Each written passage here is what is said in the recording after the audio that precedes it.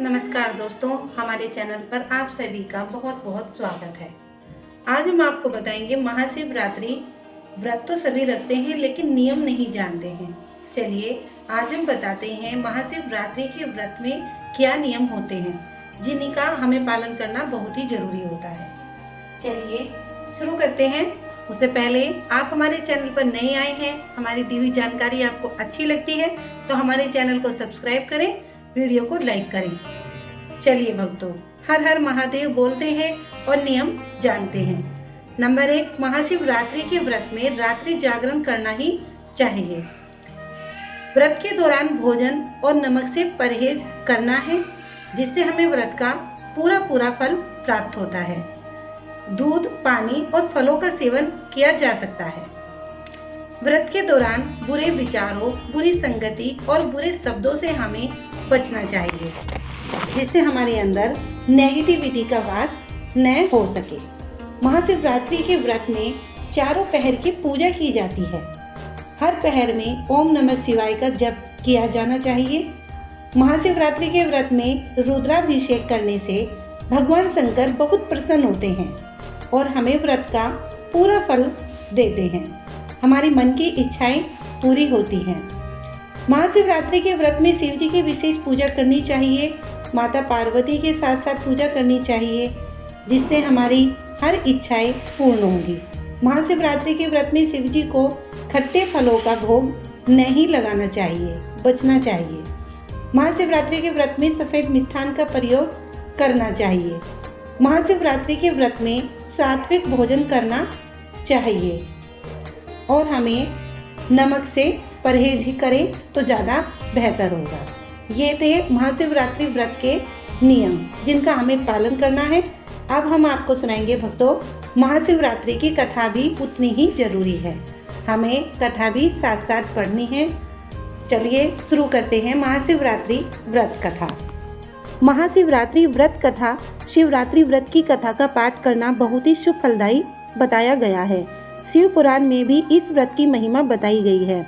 शिव पुराण के अनुसार जाने अनजाने में जो भी मनुष्य और जीव महाशिवरात्रि का व्रत कर लेता है वह शिव कृपा का भागी बन जाता है और उससे यमराज के दूत भी दूर रहते हैं। इसीलिए महाशिवरात्रि व्रत में शिव भक्तों को महाशिवरात्रि की इस कथा का पाठ जरूर करना चाहिए। शुरू करते हैं महाशिवरात्रि व्रत कथा। पूर्व काल की बात है। चित्रभानु नामक एक शिकारी था। वह शिकार करके अपने परिवार का पालन पोषण करता था। उस शिकारी पर साहूकार का काफी कर्ज था लेकिन वह उसका कर्ज समय पर नहीं चुका पाया। फिर साहूकार ने शिकारी को शिव मठ में बंदी बना लिया। जिस दिन उसे बंदी बनाया उस दिन शिवरात्रि थी। चतुर्दशी के दिन उसने शिवरात्रि व्रत की कथा सुनी और शाम होते ही साहूकार ने उसे अपने पास बुलाया और ऋण चुकाने के बारे में कहा। उसके बाद वे फिर शिकार की खोज में निकला। बंदी गृह में रहने के कारण वह बहुत भूखा था। शिकार की तलाश में वह बहुत दूर निकल गया। अंधेरा होने पर उसने जंगल में ही रात बिताने का फैसला किया और एक पेड़ पर चढ़ गया। उस पेड़ के नीचे शिवलिंग था जो बेलपत्र के पत्तों से ढका हुआ था। शिकारी को उसके बारे में जानकारी नहीं थी। पेड़ पर चढ़ते समय उसने जो टहनियाँ तोड़ी वे शिवलिंग पर गिरती रही। इस तरह से भूखे प्यासे रहकर शिकारी का शिवरात्रि का व्रत हो गया और शिवलिंग पर बेलपत्र भी चढ़ गए। रात के समय एक हिरनी पानी पीने तालाब पर आई। शिकारी जैसे ही उसका शिकार करने जा रहा था तो हिरनी बोली, मैं गर्भवती हूँ, शीघ्र ही प्रसव करूँगी। तुम एक साथ 2 जीवों की हत्या करोगे। मैं बच्चे को जन्म देकर तुरंत तुम्हारे सामने आ जाऊँगी, तब तुम मुझे मार देना।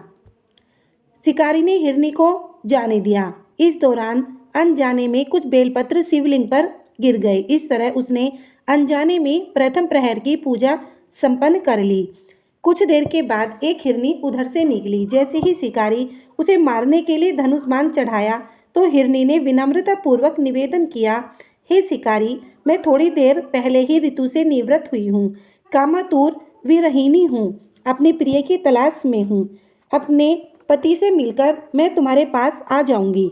शिकारी ने उसे भी जाने दिया। रात का आखिरी पहर बीत रहा था, तब भी कुछ बेलपत्र शिवलिंग पर जा गिरे। ऐसे में शिकारी ने अनजाने में ही अंतिम प्रहर की पूजा भी कर ली। इस दौरान वह एक हिरनी अपने बच्चों के साथ आई। उसने भी शिकारी से निवेदन किया और शिकारी ने उसे भी जाने दिया। इसके बाद शिकारी के सामने एक हिरन आया। शिकारी ने सोचा, अब तो मैं इसे यहाँ से नहीं जाने दूंगी, इसका शिकार करूंगी।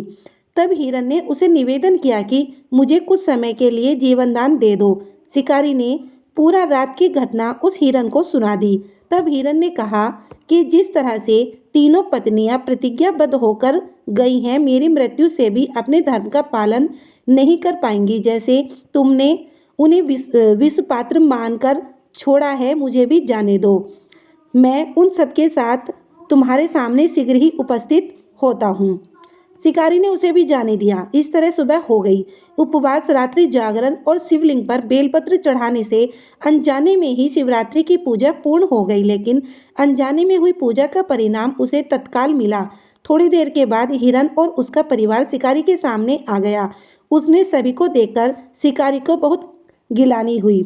उसने पूरे परिवार को जीवन दान दे दिया। अनजाने में शिवरात्रि का व्रत का पालन करने पर भी शिकारी को मोक्ष की प्राप्ति हुई। जब मृत्यु काल में यमदूत जीव को ले जाने आए तो शिवगणों ने उन्हें वापस भेज दिया और उसे शिवलोक ले गए। शिवजी की कृपा से चित्रभानु अपने पिछले जन्म को याद रख पाए। शिवरात्रि के महत्व को जानकर उसके अगले जन्म में भी पालन कर पाए। ये थी महाशिवरात्रि की व्रत कथा।